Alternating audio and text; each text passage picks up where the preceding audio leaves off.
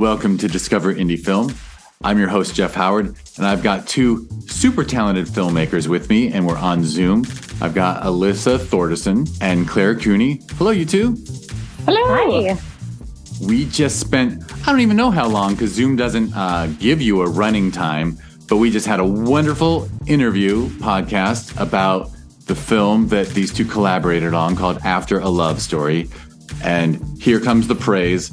It's fucking amazing. It's just one of the best dramas I've seen in years.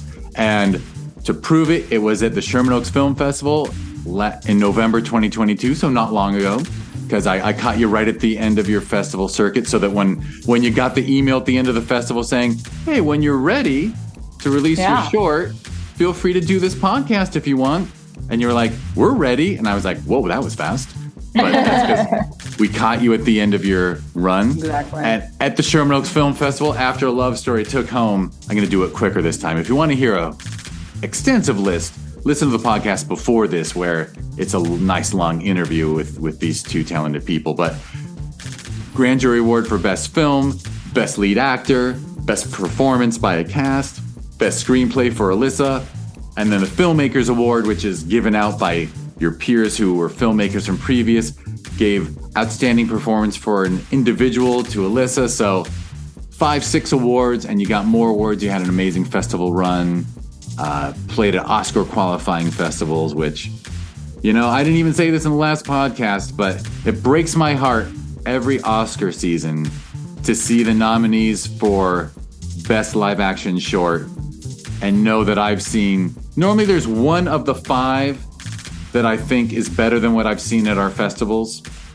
And I know from the direct experience of many people is it's just if you have a deep wallet and you hire the right publicist. Right, there are publicists who make a living promoting films not to the public, but to Academy qualifying people.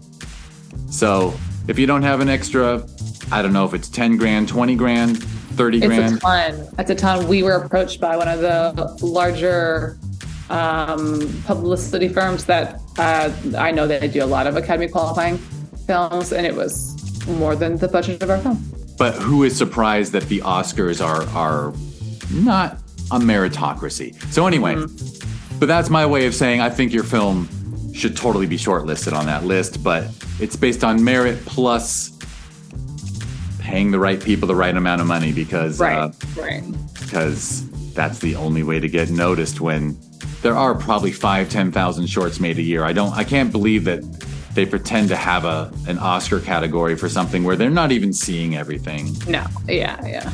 You couldn't possibly, That said, I sure as F would love for Sherman Oaks Film Festival to be an Oscar qualifying festival. That's beside the point. Sure. I would pretend that then our excellent taste would have an influence, but obviously wouldn't, because I already know it's about the publicist. So anyway, what a stupid tangent to throw into your introduction. This podcast is the Discover Indie Film 4 Questions one, where you two both get to answer 3 favorite films, an underrated film, an overrated film, and a lesser-known film that people should seek out. You both seem so smart and so introspective. I'm very eager to hear your answers. We didn't flip a coin and decide who goes first, but you can both do your favorites and then both do your underrated and both do your over. So take turns and we'll comment on each other and whatnot. So awesome. Who wants to jump in? Go for Alyssa. I'll go. Okay. Yeah. So my favorite film is Heat. Claire texted me a couple weeks ago now, I think. Yeah. And I just saw the notification pop up on my phone before I even saw the screenshot, and it just said, "Don't you love this movie?" And I was like, I knew it was Heat before I saw the screenshot. Yes, it's a perfect film. It's 3 hours long. You couldn't cut off a second of it. It's really just the best example of telling a story with very little exposition, because you don't need very much. So much of giving the audience only what we need to know so we can fill in the rest. Every single character being so fleshed out. I mean, like Dennis Haysbert has 3 minutes maybe total of screen time, and he's so memorable. But that's every single actor in this film. Tom Hooper, like John Boy, everybody. I could talk about it all day long. I think it's flawless, and I never get tired of watching it. And I love to talk about it with people who think like, isn't that a weird like 90s bank robber movie? And I'm like, it's Michael Mann, and it's Pacino and De Niro at their best, and Amy Brenneman, who made what could have been a throwaway role super memorable. I just love everything about it. It's an excellent film. It just is. Yeah. Like you said, I don't even think of it as a heist movie. No, I mean, it really I see isn't. it as like it's just like epic American cinema. Yeah. Mm-hmm. You got two more? Yeah, I'm going to cheat a little bit because I'm going to say that Lord of the Rings is one. But that was like, you know, really, it was the first thing that when I was a kid, I think the first one came out when I was in like 7th grade, maybe 2001. And it just, the world building just absolutely blew my mind. And I already knew that I wanted to be an actor and I wanted to do this, but just I don't think I had fully understood the scope of possibility and the fact that they all hold up perfectly now. You can't say that of a lot of films, even that were made in the last decade. So I'm going to ride or die for Peter Jackson forever. And probably my third one, this is going to change, you know, depending on my mood, and you're going to laugh because they're so disparate, but probably a tie between Casino and the 2005 Joe Wright Pride and Prejudice. That's on my list too, Alyssa. That's on my top 3 too. See? Okay. Yeah. See? Yeah, just in terms of like just pure storytelling and atmosphere and world building and design and acting without. I mean, I think about Sharon Stone in that in Casino like daily. What she did in that movie was really brave and really interesting, and you know, Scorsese, of course, if you know, gets a great performance out of everybody, but I think she's just truly great. Absolutely. I want to add in, I love that you put in Lord of the Rings trilogy because it is one piece. It is, right? I think so. But I think I credit it. I think it's perfect, but I also think I credit it with it represented a transition in Hollywood from adaptation is we're going to rewrite it and make it a movie. And Peter Jackson, like he had the novels on the script on the set, I believe. He would like read the section of the book. Like it taught the world that you can be faithful to the source material and it'll still be good. You don't have to like take shortcuts and cut things out. Well, and he also had Christopher Lee on set, who was the only person in that cast who had actually met and spoken with Tolkien and wouldn't let him get away with a whole lot. And I know that, you know, there were some necessary adjustments made because you're looking at thousands of pages of material, but it doesn't sacrifice the integrity of the story at all, which is, I think, really difficult to do. For sure. Yeah, obviously the book has lots of long songs and stuff. Obviously, you're not going to have like songs in it. But anyway, wonderful choices for sure. And now it's Claire's turn. All right. My favorite movie is High Fidelity. I love that movie so much. I don't know even exactly why. It just like lives in my veins. Like I've seen it so many times. It's like I watch it every year actually with my family. This is really weird actually. We watch it the day after Christmas because we're all like Christmas movied out. We want to watch something that's like not Christmassy, but we want to watch like a favorite movie, and we watch High Fidelity. It's just so funny. I love all the scenes of Chicago. It has such a kick-ass soundtrack. It has the most quotable lines in the world. It's just pure entertainment, and it's also just a romance. And I love the way that it's a realistic romance. Like speaking of like, you know, things not being over the top and like Hollywoody, I think at the end the lead character, the lead woman says, She's gone through a trauma. Her dad has died, and she says, I'm too tired. I'm too tired not to be with you. And I know that could be seen as like settling or like negative. I think it's kind of beautiful. I think that sometimes we put each other through hell in relationships and we hold grudges and things like that. But then when the shit hits the fan, like the people that are really important to you come out of the woodwork. And so I think that was just really beautiful. I don't know. I love it. It's a great movie. If you haven't seen it, I recommend. Have you read the book? I've actually, people have told me that the book is one of the best books they've ever read. This is a major shame I'm going to put out in the world right now.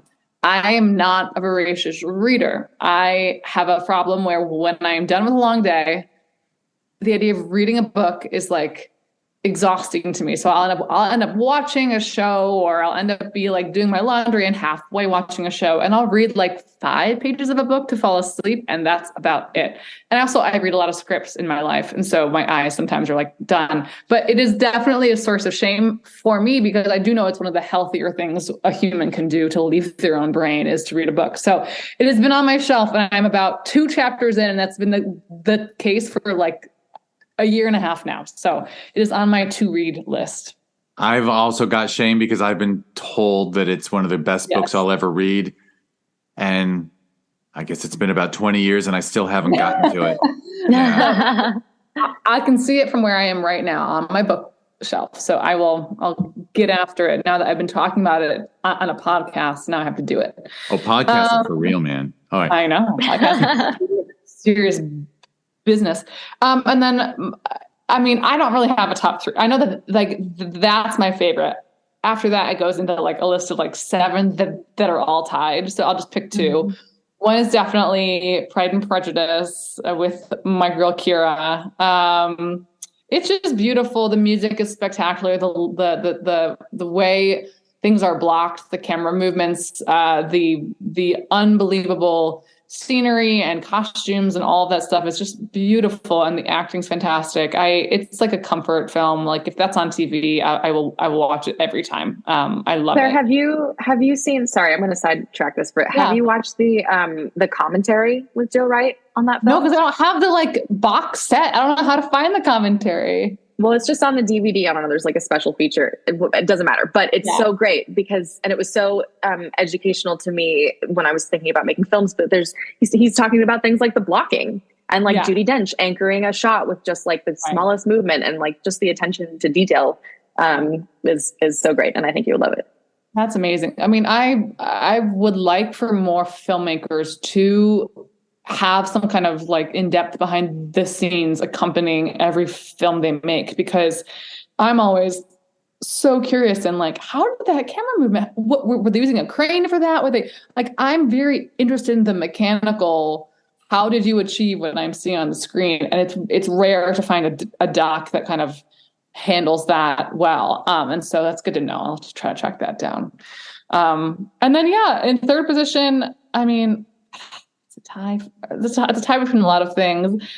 You've got Mail's a fave of mine if we're talking rom-coms, but I think I'm going to go ahead and talk about Spotlight. Spotlight is one of my favorite films.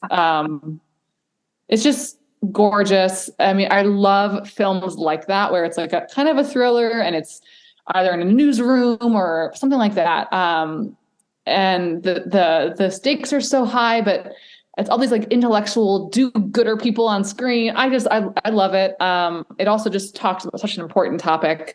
Rachel McAdams is brilliant in that. I mean, the whole cast in that is absolutely brilliant. And again, that's one of those films where I've watched it a bunch to see the blocking and the camera movement, all that kind of stuff. Like it's a beautiful film, and it takes. I know a film's really good when I'm sitting down to watch it for the 3rd or 4th time, and I'm thinking to myself, watch it for the camera movements, watch it for the technical stuff, and then I forget to do that, and I start just watching the movie. That's how you know it's a really good movie. So yeah, absolutely. I'll add that I loved that you both mentioned Pride and Prejudice, but I love that Claire threw an extra praise to Keira Knightley. Yeah, she's great. Because I don't know why. I feel like she's so underrated, and she's made so many underrated. great indie films. She's made films with almost, you can tell they're low budget things that she just read and said, this is so good, I'm going to lend my name to it. Yeah.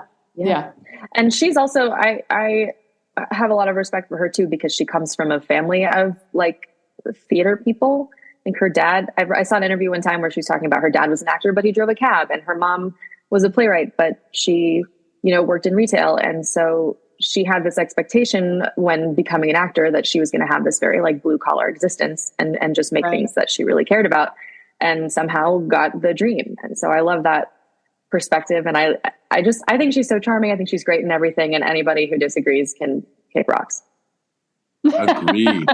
Agreed. And Spotlight, such a great film. Yeah. I'd watch Mark Ruffalo read the phone book. Oh yeah.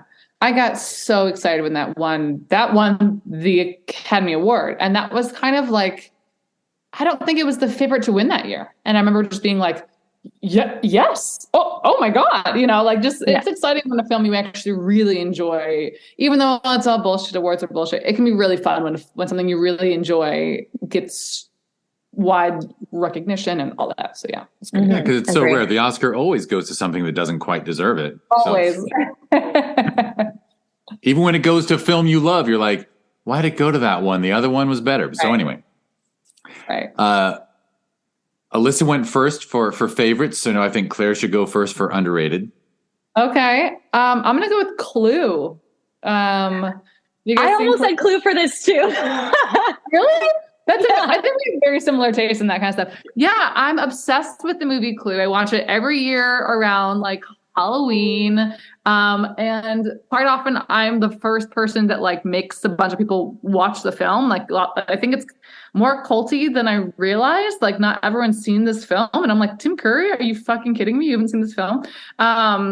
But it's just the best. It's so funny. It's spooky. It's kind of scary, but not in a way that's going to like horrify you at all. It's like the definition of camp. It's delightful. It's so well acted. And again, like Tim Curry at his best, like it's just the best. And I think it's thought of as like a lame movie. It's so good. It's so funny and so good. So if you're ever looking for a kind of a fun, spooky murder mystery to watch, check out Clue. It's great. Clue has been on some people's top 3. Yeah, I love it. I think it's making a comeback. Good. And I don't even remember. I forget. Like, now that it's in the streaming world, like, do they stream it and then you get to see all the endings at once? Yes, you see them all at once. Okay, good. I was gonna say I haven't watched it on streaming because I have the DVD and you just choose which one. But I also what a genius thing. I know. I want my physical media because like HBO can just decide that they don't want to have it anymore, and then I've been paying for it and now I don't have it. I want to own it. That's true. But like in '85 to be like, we're just going to theatrically release 3 different endings and not tell anyone. Like, genius. Iconic. Yeah. Genius. Absolutely. So was that your film too, Alyssa? That we're talking underrated, right? Yeah. That was one of my 2. Okay. So the one that I'll say is The Sound of Metal, which I know was a big like awards darling, I guess, but I still don't think enough people have seen it. And I don't think it got the recognition that it deserves. That film actually was what made me sit down and write the first draft of After. Because it was so, I watched it and I sat, maybe in silence for what felt like a long time, but probably wasn't that long. And I said, I have to make something. And it was my script, but the way that they use the sensory detail to tell that story, you don't get in a lot of film or really any media. The way that you feel the absence of sensory detail so much, the way that, relationship doesn't go the way you think it's going to, even though they love each other. There was so much in that film and so much in those performances that just, I think it's flawless. I think it's so well made and it's truly made with such depth and such heart. And they also shot that thing chronologically so that they could give, the actors the real experience as much as possible. And I think that's insane, but also brilliant. I have said... Sorry, go ahead, Jeff. No, you go ahead. We talked about that film when we were prepping for after, because we both were saying we wanted to make sure that there were like certain sounds or tactile things that kind of stuck out and were kind of a form of like mild PTSD, like how certain like sounds can trigger memories. So that was definitely on our mind while we were making our film. I mean, it wasn't as essential to the world of the film as it is for that film, but that was for sure. But I think it informed it. Yeah. And especially the like sense memory and the sense detail was really important to me. And in our script, the main thing is that they are feeling the absence of touch, and we can't telegraph touch the way you can telegraph sound, obviously in a theater, but we can make you feel the absence of it. And it was the sound of metal that inspired that element. So what I was going to say is that loyal listeners of the podcast are sick of me talking about Sound of Metal, I think, because it might have won 2 Oscars, but it was completely ignored in my opinion. I thought it was so incredibly, besides being an amazing film and a film we've never seen before, and deafness being dealt with in a way that's, Hollywood never handles. Oh my God, I can't think of, because I'm old, I got the word handicapped in my head. I know there's a better term. Disabilities. Yes, disabilities. Thank you. Yeah. It handles it. And by the way, like in the least Hollywood way possible. I just think that film is, and Riz didn't win the best actor award for that. I can't. No, it was crazy. I can't swallow that. No. Well, and another like perfectly bittersweet, ambiguous ending. Like we've watched this guy's life completely fall apart, and now we don't get to see where it's going. And I really sort of mourned that at the end.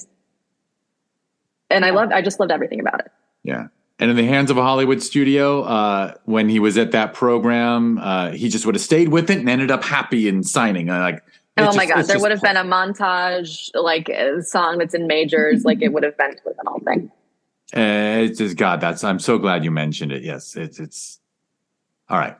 I'll stop because obviously I'm way too into that film. So anyway, overrated. You are both such nice people. I'm going to preface it with what I do for nice people, which is overrated. You're not saying it's a bad film. You're not insulting someone's filmmaking. You could even say, maybe you don't like your overrated film, but if you do you can like a film and still say, I love this film, but the awards it got, or everyone I meet says, oh, that's my favorite film by X. And I'm like, what are you talking about? That's like their 5th best film. So I believe it's Alyssa's turn to go first. This is where I'm going to make some people mad. And I will preface it by saying, like, I think there's a difference between a bad film and a film that doesn't work for me. Those are not necessarily the same thing, but I fucking hated Promising Young Woman. I hated every single second of that turgid wasteland of a film. I just hated it. Nothing at all worked for me at all, except the acting, which is like fine. But I think the thesis of that film, and I don't think this was intentional, the thesis of that film is you're always going to be a victim. So what are you going to do about it while still being a victim? And I hated that. It was super cynical while trying to be inspirational, I guess, but I can't imagine being inspired by that. I just hated every single thing about it. I just hated everything. And it made me upset at how many people said that it was like feminist or progressive or helpful to survivors of sexual assault, of which I am one, and I was offended. Like I'm not offended by a lot, but I felt insulted, like personally, by the success of that film. Mm-hmm. That makes sense. I got to lean on Claire to comment now or agree, because I have not seen it, because I actually do all my viewing with my wife at this point in life, like for the last 10 years. And she kept she just like was like, you know what? I've read the synopsis. I'm going to pass. Right. I turned to whoever I saw it with and I was like, okay. So I didn't hate it viscerally, but I certainly did not think it was like the edgy, like feminist thing that I think it wanted to be. I felt like it was confused in terms of its tone. Like I didn't know what it was trying to say, and I didn't know what genre or world it was really in. I felt like it was trying to be, I don't know, all the things. And they advertised it. Yeah, exactly. They advertised it like a revenge comic book movie almost, that was like super stylized and super punchy. And then you watch it and it's like, oh, what she does is like lecture them a little bit and then goes home and then like ultimately has to kill herself.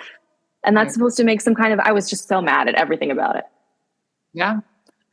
I think I saw you talking about that and I was like, that's very intriguing. It did feel like a movie that brought out extremes in people. It was either they hated it or they loved it. And I was very much like, it was a movie. It certainly was overrated. The fact that was up for Academy Awards was crazy. And won Best Screenplay. That was offensive to me. Oh, really? No, I mean, I think a lot of movies that are in the running for the Academy Awards are overrated. Especially the last few years, I've been like, I haven't loved any of these. So, like, really, that's happened to me a lot recently. So, yeah. I'm with you. And I think the Oscars have an Achilles heel of sorts, which is if there's an Oscar caliber actor in it, like Carey Mulligan is one of our best. Right. And if she's in it, if Frances McDormand is in a nice little odd film, all of a sudden it's Oscar bait because Frances equals Oscar. Right. And the math, I just wish... it's the awards are BS, and I shouldn't be mad that films that don't deserve it get it, but I know, and I don't blame the actors for that film at all. And again, no, it's not the actor's fault. I'm just saying the Academy sees Carey Mulligan and goes, "Well, this is an Oscar film." Right. They see Frances McDormand and go, "Well, let's just give it Best Picture." I mean, Frances said it's good, right? And there is obviously, like I said, a difference between like, is it bad? I don't know. Did I not like it? Yes. Right. I don't know about mine. Well, there's one that I'm afraid to say because it's so popular. You should just say it. That's the best kind. Oh God. Okay. I thought it had a lot of value. I enjoyed many parts of it. It's not my kind of movie. Everything Everywhere All at Once. Fair. I actually finally saw it over the holidays. Yeah. And I was like, holy shit, I love it. I'm going to watch it 10 more times, but I haven't yet. I wish I had not known anything about it when I went into it. I had very high expectations. I was told it's going to blow my mind. And that's always a danger. So, maybe in a few years I'll rewatch it and be like, oh my God, this was, great. For me, it felt like it was trying to do a lot all at the same time, which is what it is. But I found it like, in terms of like a sensory experience, I found it to be really overwhelming. And I don't know if it's like, if it triggered some anxiety for me or something, but I at points I was like, I'm finding this to be unpleasant to experience. And then some of the comedy didn't work for me. And again, it may have just been my mood, but there were certain times like there's something involving like a strap on or something like something that just didn't work. I wasn't in the right zone. It was trying to do a lot of different ideas and a lot of different genres all at the same time. I know that's kind of the point of it, but it didn't fully work for me. But I never wanted to like yuck people's yum. And I think it's been pretty popular. I mean, after the film, I thought to myself, like, am I crazy? Am I what's wrong with me? What am I missing? And I looked online and it was interesting to read reviews because the majority of the reviews were great. But then there were a couple key reviewers where I was like, oh, okay, all right, my opinion's valid, I guess. Just didn't totally work for me. Yeah. But no, I think it's a masterful thing doing what it is, but yeah. No, totally fair. I mean, that's the fun thing. I think it's fun when people disagree. In fact, Yes. 2 nights ago, no, Monday, well, a couple nights ago, I had a filmmaking team and they've made like 3 films together.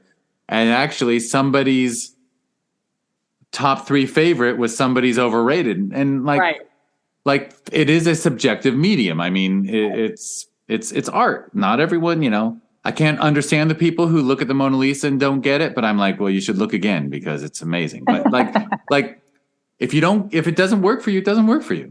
Right. And Everything Everywhere All at Once is not the Mona Lisa. In fact, I'm wondering if on multiple viewings I'll see like, all right, yeah, I mean, you got me the first time, but I'm starting to realize that, yeah, like Matrix of humor. Thing, like, I think it's a style thing. I didn't see that first movie. What was the one with Daniel Radcliffe that the same directors made? Was it Swiss Army Man? I never saw that, but I heard it's also a bit absurd and there's like a lot going on. And so it may just be that style is not fully for me, so yeah. I haven't seen it yet, but I'm eager to because I've heard it's just one long fart joke. Yes. And yeah. That might not be for everyone. Yeah, right. For sure. Yeah. I can tell by your reaction it's not. I mean, I love a fart joke, especially if it's in real life and it happens. I mean, you have to laugh at a fart or else what's the point of it? But in general, do I seek it out in my like humor in film? Generally not. No. I actually believe I wrote this is sarcasm. I wrote a paper in college about how there's never been a successful fart joke in cinema because farts don't work in cinema. They just don't. Never.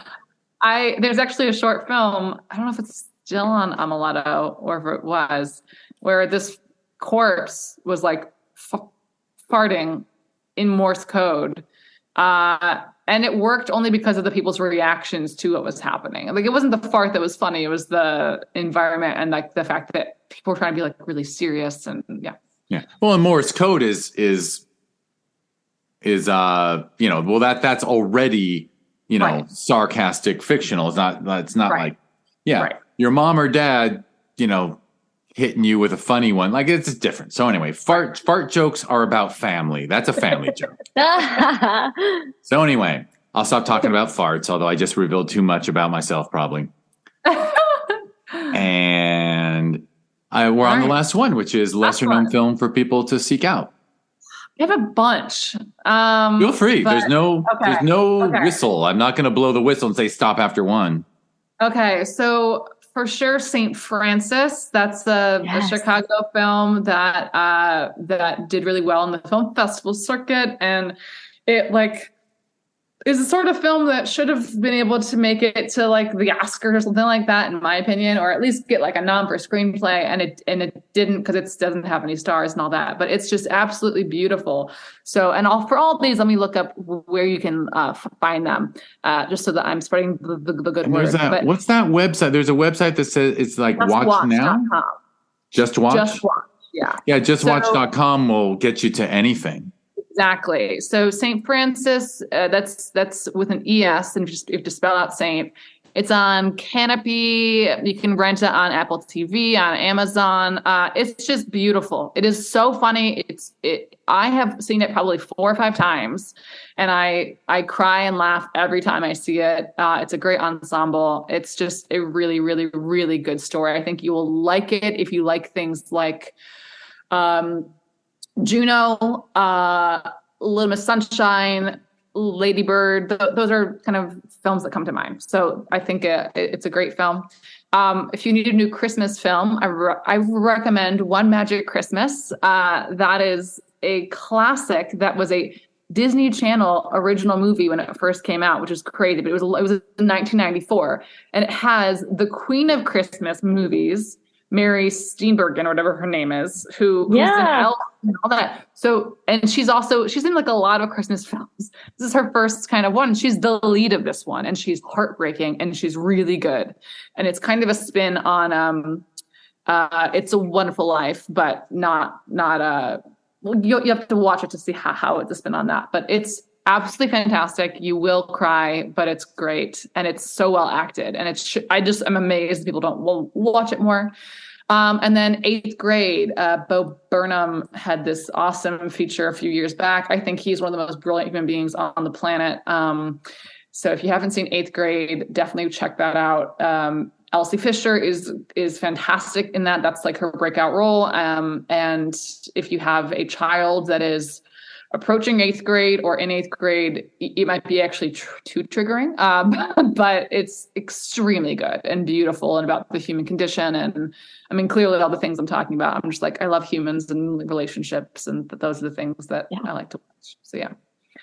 Excellent. Oh, and Alyssa, I have one rec for you. You should watch, if you haven't seen it already, a film called American Animals. It's like this heist movie. It was in festivals like maybe 4 or 5 years ago. It's fantastic. American Animals.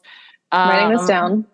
You can watch it on Prime for free. It looks like it is so effing good. It's like a thriller about these college kids that try to like rob some art from one of the most like very famous, expensive pieces of art. And I don't know. It's this lovely film that's based on a true story. So you see the people who actually attempted to do this heist throughout the film. Basically, there's a little of like documentary thrown in there. It's great. So yeah, those are my 4 films I say to people that need new films to seek out. Excellent. Well, I'm going to throw in a little movie called Relative.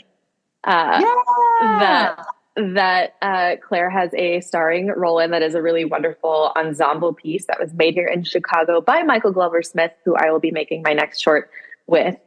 And it's just really beautiful and understated and really well acted and heartfelt and a really nice slice of Chicago. Everything about it feels super real. And I have seen it now twice, and I really was deeply affected by it both times. And it's funny also, which is a hard balance to strike. Claire will break your heart, because in addition to being a great filmmaker, she's a really brilliant actress. And I want people to know that. It is not available online yet because it is currently enjoying an extended theatrical run across the country. There are 2 upcoming Chicagoland screenings. There's one at the Beloit Film Festival next month. And I don't remember the next couple. You might want to. Yeah, let me see where it's playing. It's playing at Facets in Chicago on January 27th. It's playing in Seattle on January 30th. It's playing in Santa Fe, New Mexico on February 4th. It's playing in Fort Collins, Colorado on the February 10th. Then it's at Chicago again, February 19th, Beloit, March 3rd and 4th, Lake Forest on March 18th. So it's got lots of stuff in the next month and a half, 2 months. Yeah. And it sounds like after a run like that, it should hit a streaming service somewhere. It should. Yeah. My hope is that. And the other one that I wanted to mention, I actually just watched yesterday. It's called Everything in the End. It's by Melissa Fitzsimmons. You can rent it on Amazon Prime, and you should. Claire, you would love it, actually. It's just everything that you do. It is about a guy who, in Earth's last days, or what they assume to be Earth's last days due to circumstances that I won't spoil for you, is stranded in a small town in Iceland, which is why I watched it, because my family's Icelandic. And it's just about the connections that he makes with the people that he encounters, and the heartbreak of, what do you say to your children at the end? What do you say to each other? Like the intimacy of knowing that you're all experiencing this thing. And apparently she made it on just an absolute shoestring budget. It's just stunning. It's really gorgeous. It looks beautiful. I'm just watching part of the trailer right now. So you all know Melissa? I don't know her at all. I saw this. I think I saw it on some, maybe Twitter or something. And I was like, well, I'm going to watch that. That looks good. And I also just like to support female filmmakers. So now, having seen the film, I will ride or die for that girl. I think she's great. She was at our film festival in like 2017, I think. Oh wow! And See? she was This is a synchronicity thing. like the 25th person to do this podcast. Nice. And I've always been an Wild. unbelievable fan of Melissa Fitzsimmons. And she spells her name Mylissa, I believe. So Yeah. funny that Fitzsimmons is easier to spell than Melissa, thanks to Right. I believe in her podcast she said, yeah, my mom spelled it wrong. It was kind of funny, but yeah, that's amazing. For a second I was saying, okay, so do you know Melissa? And she told you to submit to our festival, but no. Mm-mm. There you go. What are the odds? Yeah. Everything's coming together. I know, this is wild. Thank you both so much for your wonderful lists. Excellent taste. I could ask you to name your social media stuff, but the truth is it'll all be clickable in the show notes if someone wants to follow your social media or go to your websites. If they're like me, as soon as you're listening to a podcast and you hear someone's voice, you start like pulling out your phone and like looking up stuff. Yeah, I do the same thing. You're like, I want to put a face to this voice. I don't know. That's what I tend to do. But so I will use that to just get us out of here. So this was the Discover Indie Film Podcast, a podcast devoted to people who are killing it on the festival circuit. Just the best crop of new filmmakers we've got. If you want to learn more about it, go to discoverindiefilm.com, and on social media, it's at DIFWins. There is a TV series that was born out of it. It's on Amazon Prime Video, so if you go to Prime Video, hopefully on a big TV, God, don't watch movies on your phone. But I know there's a whole generation that does, so I'll be quiet. I don't want to put them down. I love young people. But go to Prime, the Prime Video app, hopefully on a big TV, type in Discover Indie Film and enjoy wonderful films.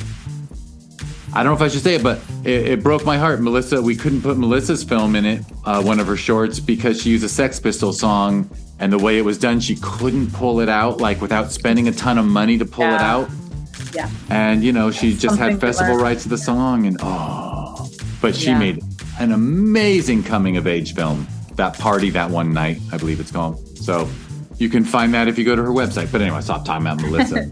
Wow, I'm such a fanboy. All right, so that's Discover Indie Film. Oh, and please like and subscribe to the podcast and rent and watch the Discover Indie Film TV series on Prime Video and give it 5 fucking stars if you're a nice person.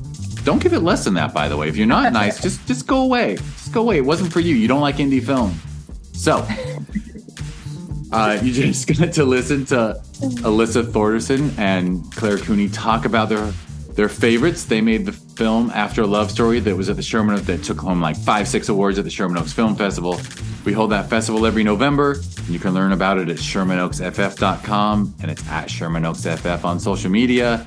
Sister Festival every June, so the sun's out for that one. Film Invasion Los Angeles. You can learn about it at FilmInvasionLA.com, and it's at FilmInvasionLA on social media.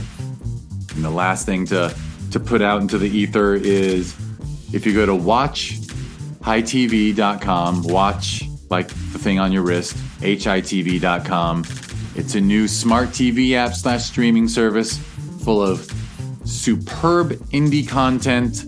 I use the word content. Superb indie films that might be even better if you watch them with marijuana. What can I say? I think there's a demand. I feel like it. So anyway, that is all wrapped up. Thank you both so much. Thank you. Thank you. Thanks for having us. It was super fun. And thank you everyone for listening.